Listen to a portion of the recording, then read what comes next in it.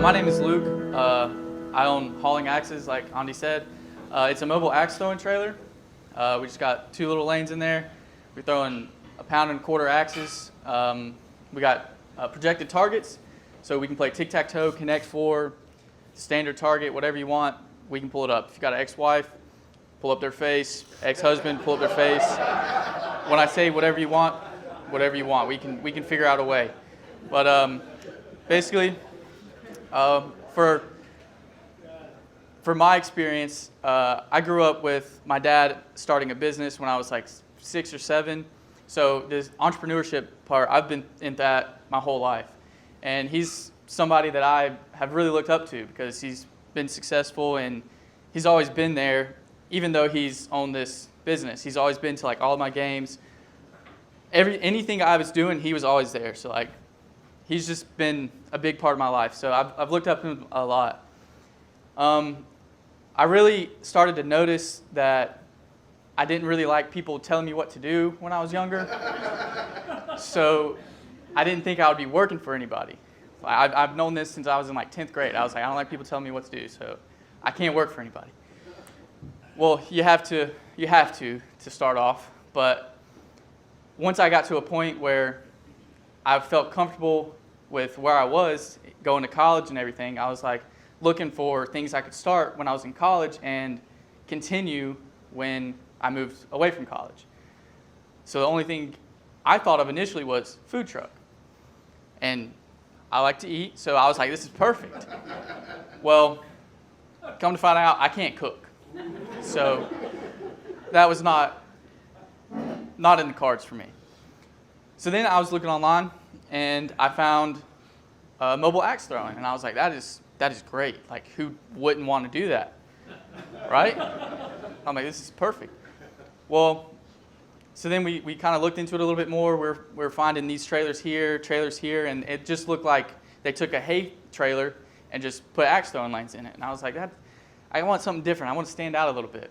So I'm looking, and I find this guy who's building them with projectors in them.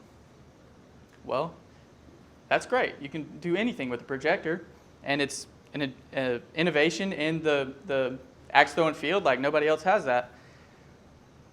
So we went for it, and my parents have been huge, like had a huge impact on what I've been doing and still doing what they've been doing.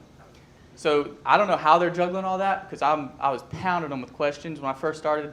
Because being a business major, you learn a lot in the business school, but then there's a lot that isn't really taught because it's just in depth, and it's not a lot of people really want to go into that. They just want like the baseline of like, am I interested in this? Am I not?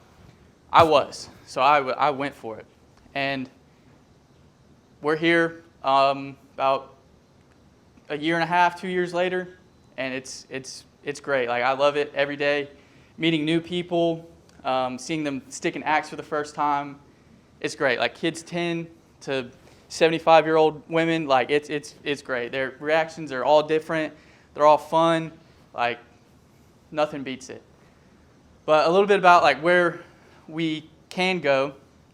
I've been to 12-year-old birthday parties, graduation parties, business events like Christmas parties.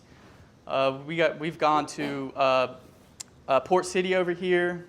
I mean, wherever it's wanted, I can get it there.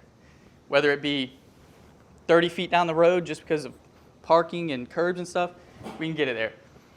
We have a generator, so if it's out in the middle of the country and there's no place to plug up, we can be there. So far, I would say that with being a small business and being busy all the time, like with school and stuff, we've done good. And I'm proud of myself and my parents for being there for me like all the time, even when they're busy. And yeah, I think that's some good stuff. I don't.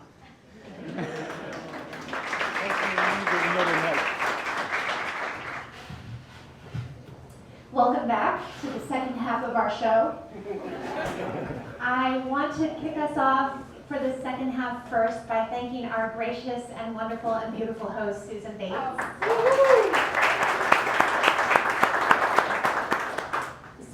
been hosting this program for, I think, almost 7 years.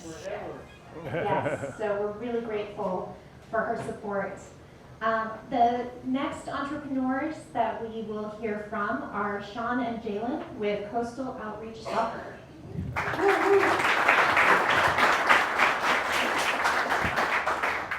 Good morning. I want to introduce my son, Jalen Williams, really responsible for a lot of stuff here. He is recently graduated from Fisk University. He's come back to the community.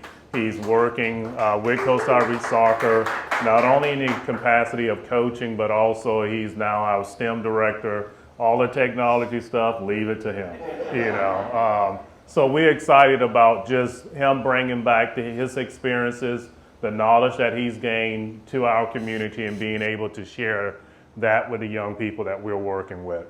So this morning, one of the things that I want to make sure that we get out of this event is that the question that I want y'all to think about as we go through this is, how do we, as an organization, as a business, start to reach more individuals, more businesses that we get from out of the feel-good situation. Everyone that hears our story, as we share it this morning, we are always that feel-good, it's amazing, you're doing a lot. Now, how do we move that into the point of, here's our financial support for this organization in order for you to be able to continue to do what you're doing, to implement all the programs that you wanted to be able to implement.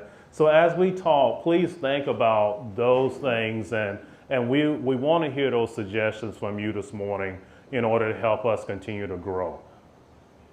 In 2004, I basically was hearing a conversation from two college staff members at the College of Coastal Georgia, and they were talking about the graduation rate. COS main mission for the last 18 years has been to increase the graduation rate of our students in our community.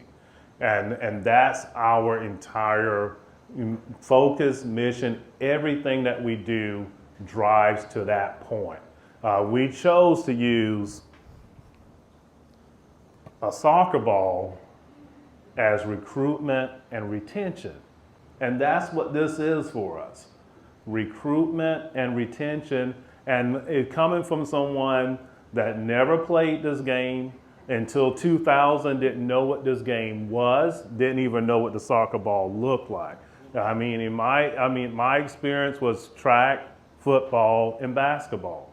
But being open enough to some persistent parents that was saying, well, your oldest son is the only one that's not playing this game. And so on the weekends, y'all are missing out. So that's how we got involved in the game.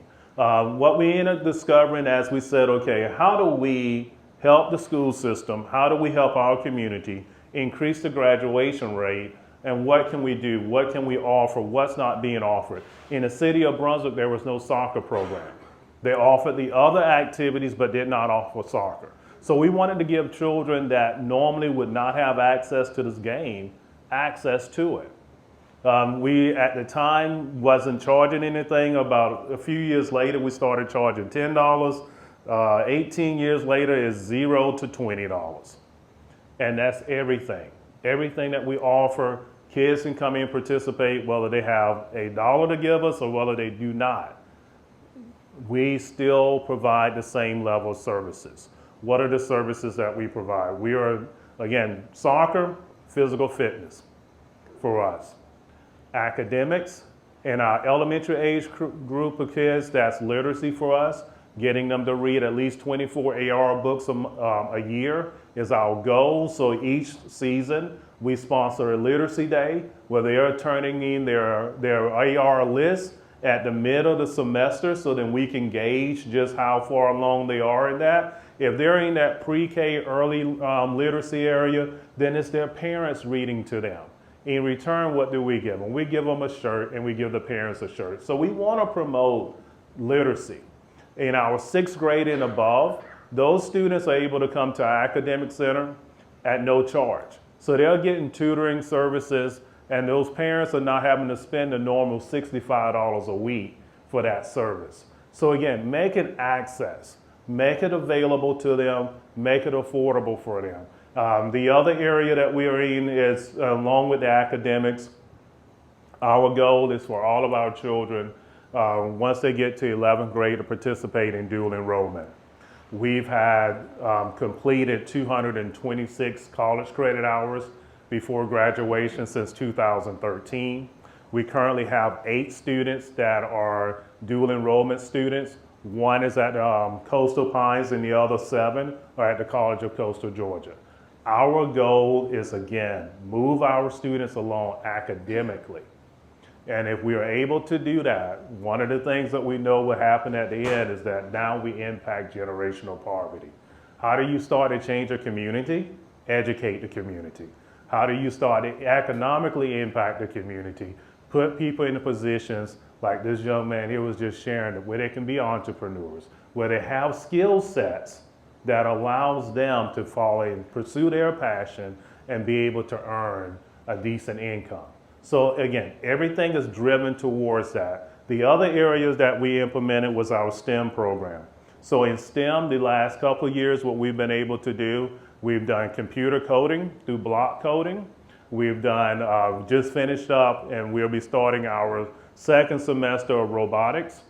This fall, we'll be kicking off our CAD program, so computer-aided drafting and design in the area of mechanical, as well as architect. We have a mechanical engineer who's employed with GM, who's helping Jalen to be able to put our program together. That will also include a 3D printer.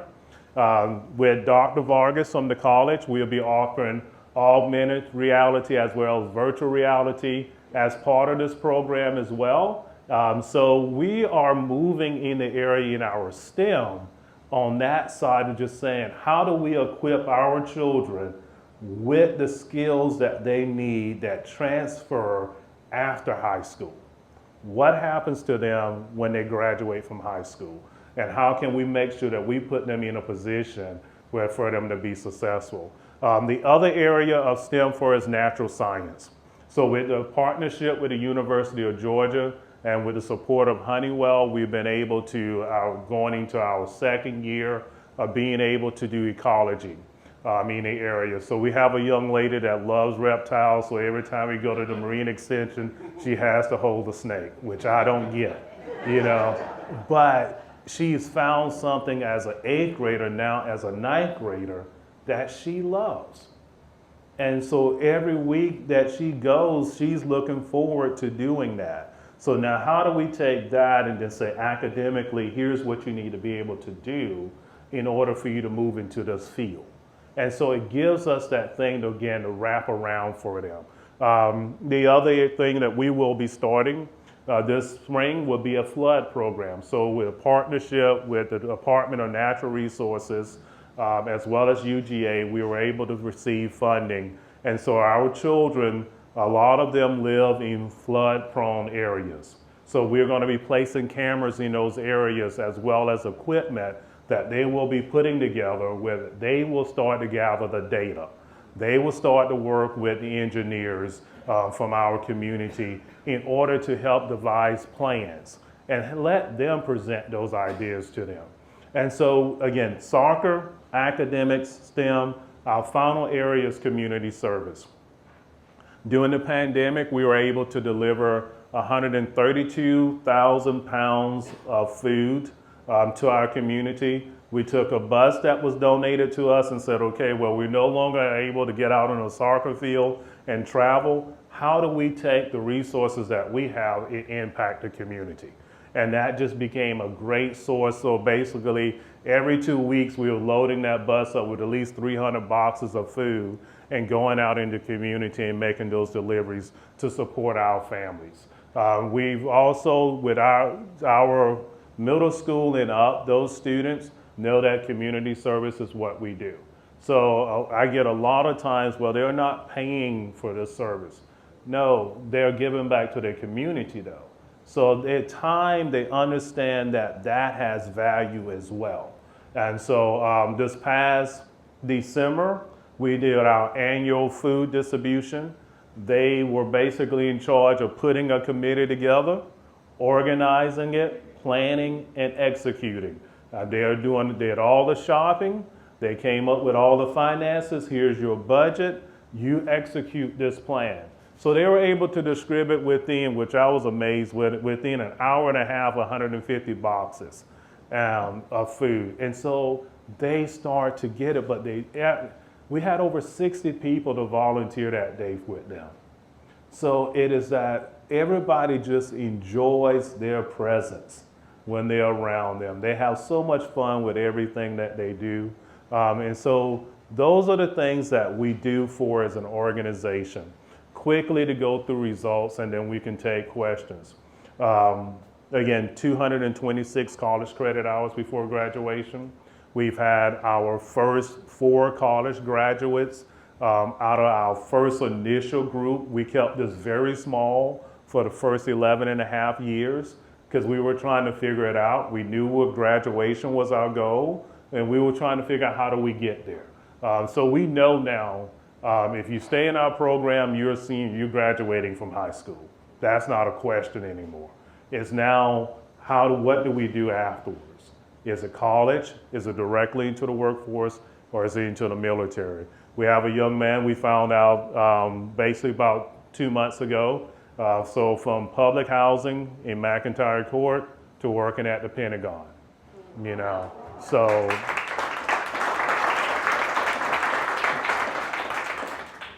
we've been able to meet our young people where they're at and stay in their lives through kicking a soccer ball and being able to impact them that way.